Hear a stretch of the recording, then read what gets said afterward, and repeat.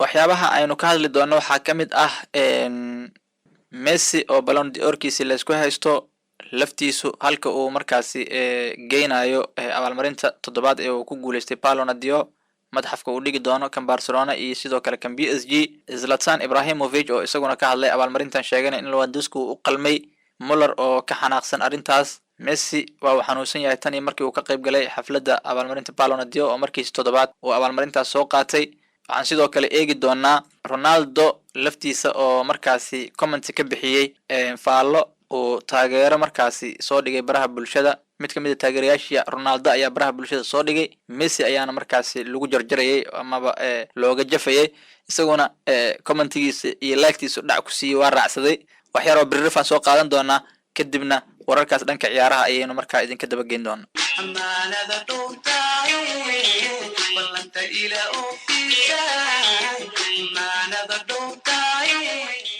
balanta ila ofisay awalkaad iga mudnayd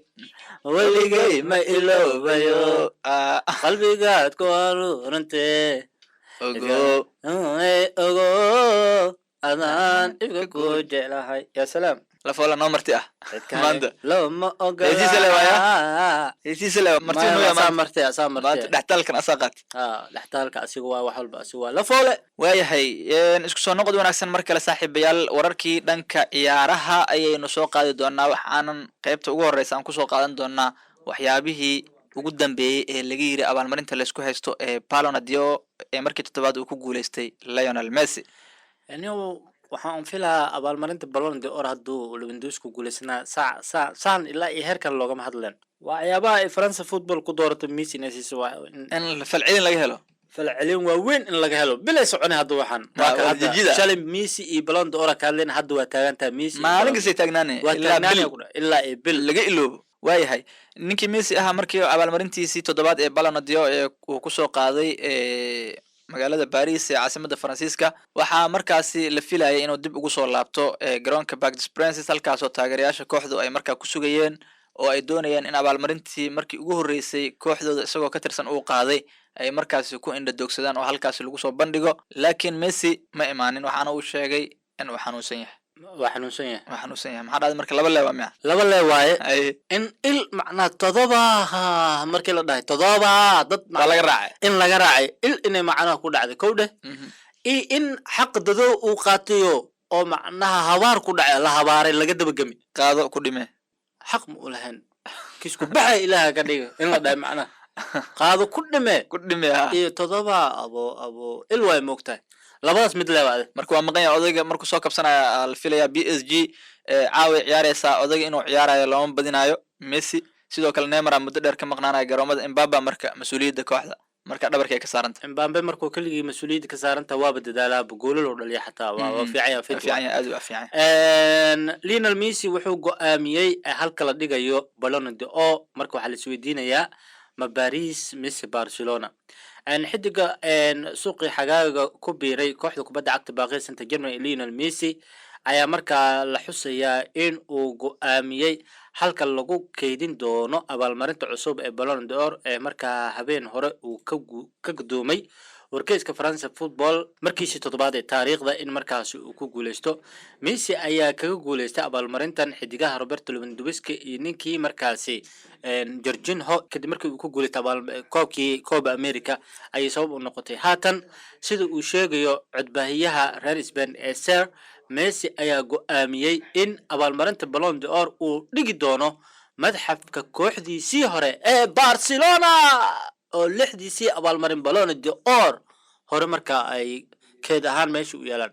kan toddobaadna meeshaas dhigi doonaa shaqada Paris iyo Ballon d'Or-yada soo socda hadda iyo koowan bilaa u leeyahay 1 ilaa 6 ayaa le toddoba la garab dhigaa hadda iyo koow shaqo waa macna Paris 2-3 kala lagu darraba nin quraac haysto aqada loogu dara waa ka ninkii bahadaan Barcelona 6 haysatay kii toddobaadna idin ma loo geynaa waa kamidaysanaan ku dhahay adduunkan bini'aadanku ku nool nin dhargana wax loogu daraa nin baayahaas cid xasuusata malaad jaalkaas xabbe meesha ku quruxsan lahayd ee dhiileed Messi markuu noo yimaado kadib uu qaaday halkan xabba halkan hanoo dhigo dalxiisayaasha marka garoonka soo booqdaan waa la tusi waa lahay abaalmarintii ugu horeysay ee Ballon d'Or ciyaaryahan xidig PSG kooxdeena PSG ka tirsan oo ku guuleysto Lionel Messi ayaana sababteedu lahaa PSG sidoo kale intaan koob ay ku guuleysatay waxaa naga maqan Champions League waanu keeni doonaa waxay ka dhiileed Messi qabay Ballon d'Or kii toddobaadna Barcelona ugu dar 34 sano jirkan Lionel Messi waxa uu aaminsan yahay in abaalmarinta toddobaad ee Ballon d'Or uu qaaday isagoo Barcelona ka tirsan loona xisaabiyay waxqabadkiisii Barca iyo sidoo kale xulka qaranka Argentina sidaas darteed abaalmarintan madaxafka Barcelona la dhigayo leeyahay inta macnaha haddaan bilaaba tan shaqada sanadka dambe wixii idin ahaato shaqada macnaha san xagga wax ku soo qabsadaan kan xaq ma ku liidin kan Barcelona iskale waa tahay waxay isoo qabataa ninkii Roberto Lewandowski ama maxaa la ninkii Zlatan Ibrahimovic labaad mid isoo qabo Zlatan Ibrahimovic ayaan ku soo qabanayaa Zlatan Ibrahimovic waxa uu ka hadlay isaguna abaalmarinta Ballon d'Or ee toddobaad ee Lionel Messi uu ku guuleystay ka Swedishka ah ee joogdheeraha ah marka Zlatan Ibrahimovic waxa marka uu taageero weyn marka uu yahay Lionel Messi isagoo Ronaldo dadka mucaaradsan uu ku jira waxaana uu taageeraa Messi haddaba waxa wax laga weydiiyey in Messi uu u qalmay abaalmarinta Lionel Messi xidiga uu taageero uu ku guuleystay ee toddobaad ee Ballon d'Or isagoo u waramayay